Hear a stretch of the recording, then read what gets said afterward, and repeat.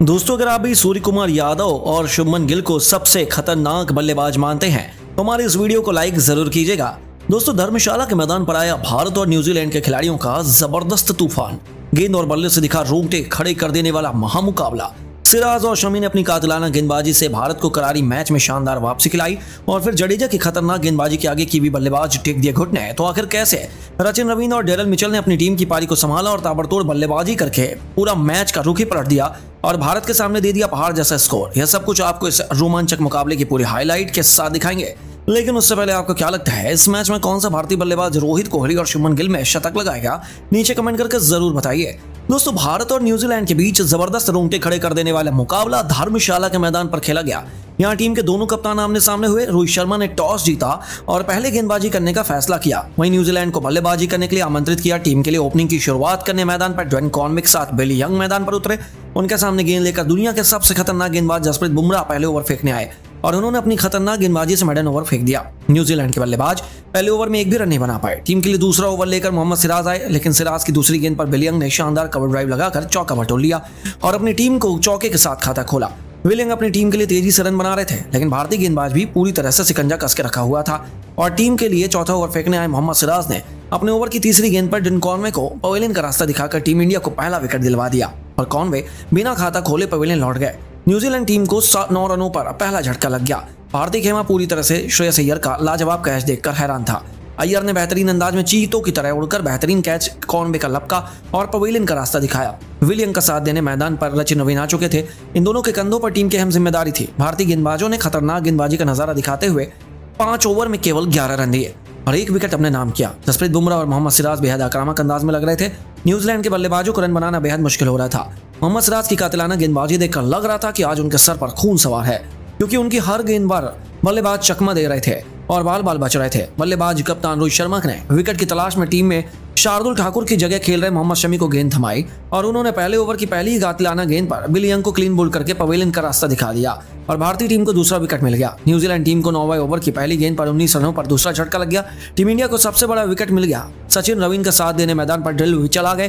भारतीय गेंदबाजों ने पावर प्ले में कातिलाना गेंदबाजी करके न्यूजीलैंड टीम को केवल 34 रन ही बनाने दिए और 2 विकेट अपने नाम कर लिए और एक बार फिर से मोहम्मद शमी 11 नवंबर टीम के लिए आए और इस ओवर की 5वीं गेंद पर सचिन रवींद्र को खतरनाक गेंद फेंकते हुए चकमा खिलाते हुए रवींद्र जडेजा के हाथों में कैच आउट कराया, लेकिन जडेजा ने इस कैच को ड्रॉप करके हर किसी को हैरान कर दिया, वरना टीम इंडिया को अब तक तीसरा विकेट मिल गया होता। जडेजा ने बेहद ही आसान कैच छोड़कर भारतीय खेमे में बैठे सभी निराश लोगों को कर दिया और वहीं विराट कोहली भी पूरी तरह से निराश हो गए।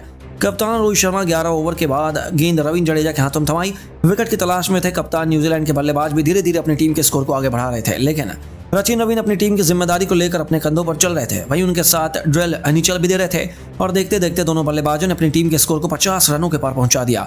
दोनों ही बल्लेबाज संभल कर मैदान में बल्लेबाजी कर रहे थे और कप्तान रोहित शर्मा विकेट की तलाश में नए गेंदबाजों से ओवर निकलवा रहे थे, लेकिन सचिन रवींद्र धीरे धीरे स्कोर को आगे बढ़ाने लगे और इन दोनों बल्लेबाजों ने अपनी टीम को 15 ओवर में 61 रनों तक केवल 2 विकेट के नुकसान पर पहुंचा दिया। दोनों बल्लेबाज बेहद ही समझबूझ कर मैदान पर बल्लेबाजी कर रहे थे, अपने विकेट को बचा कर धीरे धीरे रन बना रहे थे।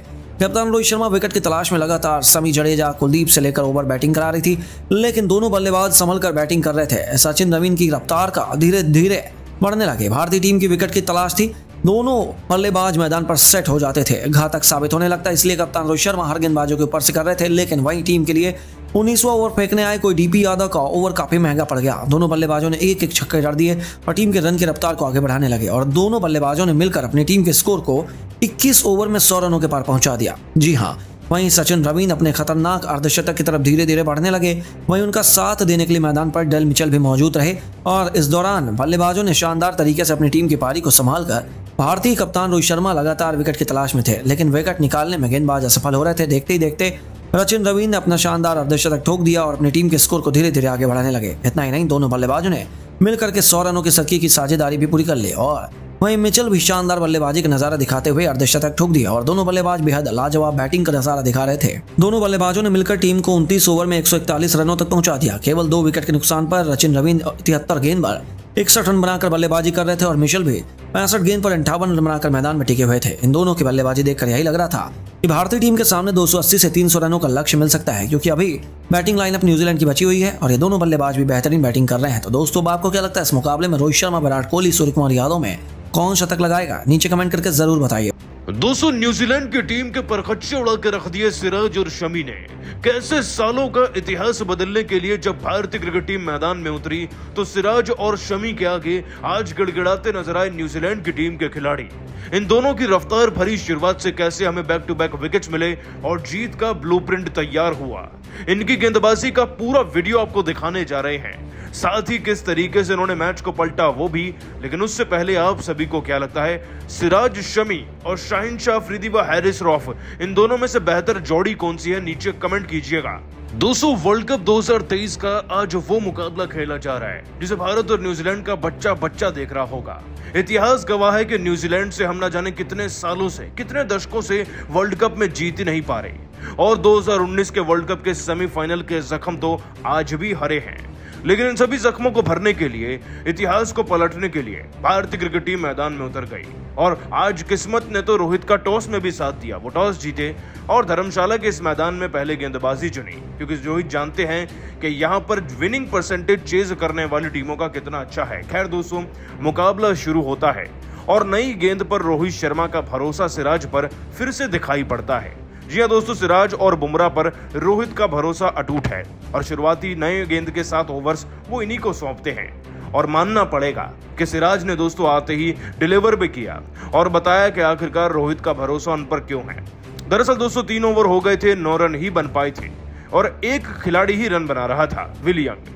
डिवॉन कॉनवे एक धुआंधार धांसू बैट्समैन है, लेकिन वो 0 पर थे, 6 गेंदें खेल चुके थे और सिराज के ओवर में जैसे ही उनका सामना हुआ, पहली दूसरी गेंद उन्होंने फिर से खाली निकाली और लगभग 8 गेंदें अब ये खिलाड़ी खाली निकाल चुका था।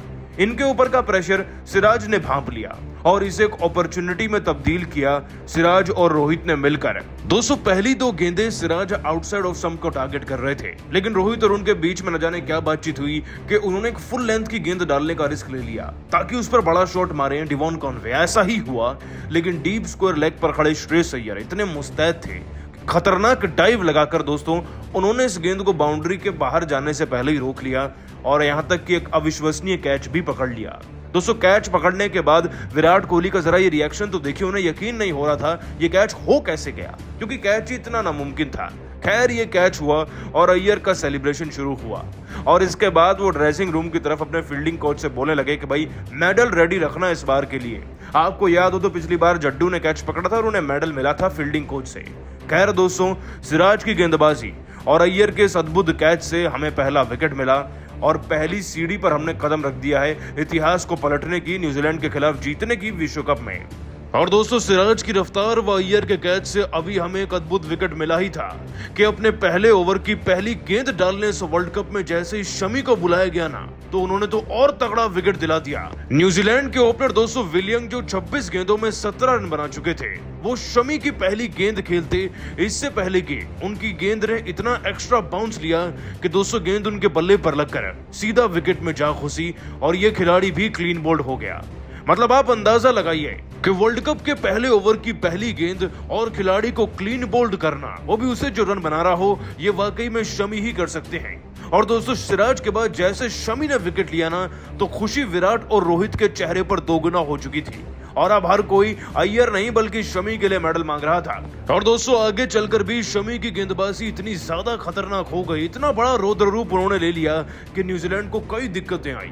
दोस्तों सिराज और शमी ने वाकई में वो शुरुआत हमें दिलाई जिससे कि वो जीत का ब्लूप्रिंट तैयार हो गया है, जिससे इतिहास बदलेगा।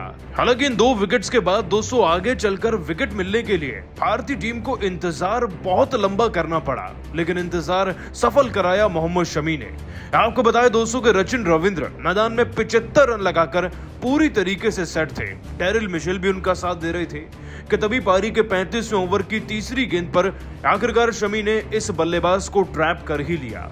एक ऑफ कटर गेंद डालते हुए इस खिलाड़ी को लॉन्ग ऑन की तरफ मारने पर मजबूर कर दिया दोस्तों शमी ने। ये शॉट खेल बैठे और जाल में फंस गए। दोस्तों रविंद्र नाम के ये खिलाड़ी फिर गिल को कैच समा बैठे थे, जिसके चलते ये 75 रन पर आउट हो गए। वाकई में दोस्तों मानना पड़ेगा शमी को, उनकी गेंदबाजी की एक्यूरेसी को। आज जब भारत को उनकी जरूरत पड़ी ना, तो उनका ये प्रदर्शन वाकई में काम आ गया। दोस्तों आप सभी शमी की इस उम्दा गेंदबाजी को 10 में से कितने नंबर देंगे, नीचे कमेंट सेक्शन में बताना बिल्कुल नहीं भूलिएगा। अब टीम इंडिया मजबूत इरादों के साथ न्यूजीलैंड पर चढ़ाई करने के लिए धर्मशाला के मैदान पर कदम रख चुकी है। जहां टॉस जीतकर बल्लेबाजी करते हुए रोहित और गिल की जोड़ी ने कीवी गेंदबाजों की बेरहमी से धज्जियां उड़ाकर रख दी। तो आखिर कितना हो गया है भारत का स्कोर, कौन सा बल्लेबाज शतक के करीब, किसने बनाए हैं सबसे अधिक रन, आखिर किस प्लेइंग 11 के साथ कप्तान रोहित बदले के मुकाबले में न्यूजीलैंड को सबक सिखाने के लिए उतरे हैं, इस मुकाबले की एक लाइव अपडेट हम आपको दिखाने जा रहे हैं।